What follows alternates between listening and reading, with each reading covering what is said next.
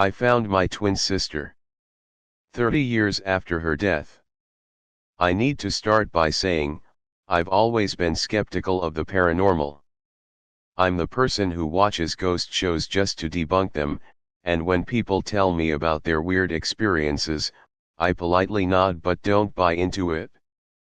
But this is something I can't explain, no matter how hard I try. For context, I'm a 34-year-old woman, an only child, or at least I thought I was. My parents had me later in life, and while they were always loving and supportive, I always had this nagging feeling that there was something they weren't telling me. I grew up in a small town, one of those places where everyone knows everyone, but for some reason, people always acted a little strange around me. Like they were walking on eggshells, or holding back something. I figured it was just small town weirdness and never thought much of it. Fast forward to last month. My mom passed away 3 years ago, and I've been helping my dad downsize his house. He's been struggling to let go of things, and we've been going through old boxes in the attic. We found the usual stuff: yearbooks, old clothes, photos from when I was a kid. Then, I came across a dusty, old box with my name scrawled on the side. Inside were things I didn't recognize: clothes way too small for me, baby shoes, and a few toys. My dad was sitting across from me, and when I pulled out the items, his face went pale. He tried to brush it off, saying they were keepsakes from when I was a baby, but something didn't feel right. There was an old photograph at the bottom of the box, and it's this photo that changed everything. It was a picture of two babies, identical girls, dressed in matching outfits. The date written on the back: June 14, 1989. My birthday. I looked at my dad, holding the photo in my hand, and he just broke down. I'd never seen him cry like that, not even when my mom passed. He admitted that I had a twin sister. Her name was Lily, and she died when we were both just 6 months old. It was sudden, a case of SIDS, and my parents never really recovered from the loss.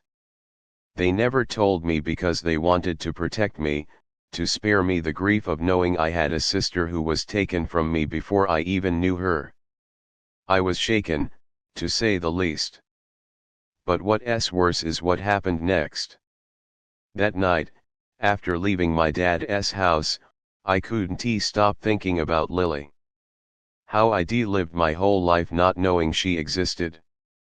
It was like a part of me had always been missing, and I didn't even realize it until now. I went to bed, exhausted from the emotional toll of the day. And then I had the dream. In the dream, I was in my childhood home, standing at the foot of my bed.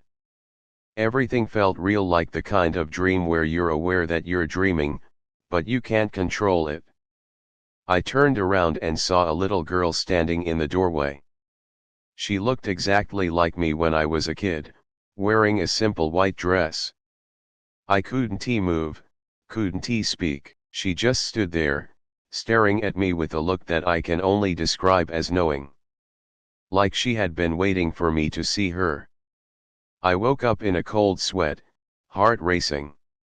I told myself it was just my brain processing everything I'd learned that day. But then it kept happening. Night after night, the same dream. The same little girl, always standing just out of reach. Silent, but watching. A week passed, and the dreams became more vivid. In the last one, she wasn't standing anymore. She was sitting on the edge of my bed. I felt the weight of her sitting next to me. I could feel the mattress dip. And then, for the first time, she spoke. "You found me." I jolted awake, gasping for air.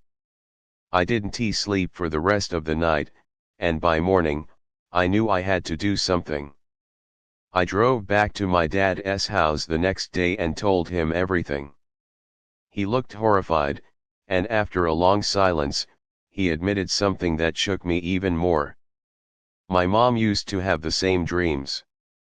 After Lily died, she would dream of her standing at the foot of the bed, watching. My dad thought it was just her grief, but hearing that I was now having the same dreams made him question everything.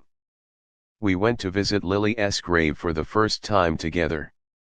It was a small, unmarked stone that I'd never noticed before in the town cemetery.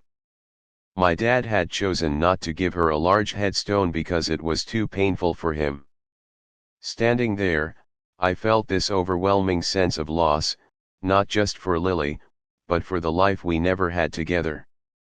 I knelt down and placed a hand on the stone, and for a brief moment, I swear I felt warmth beneath my fingertips, as if someone was holding my hand from the other side. The dream stopped after that.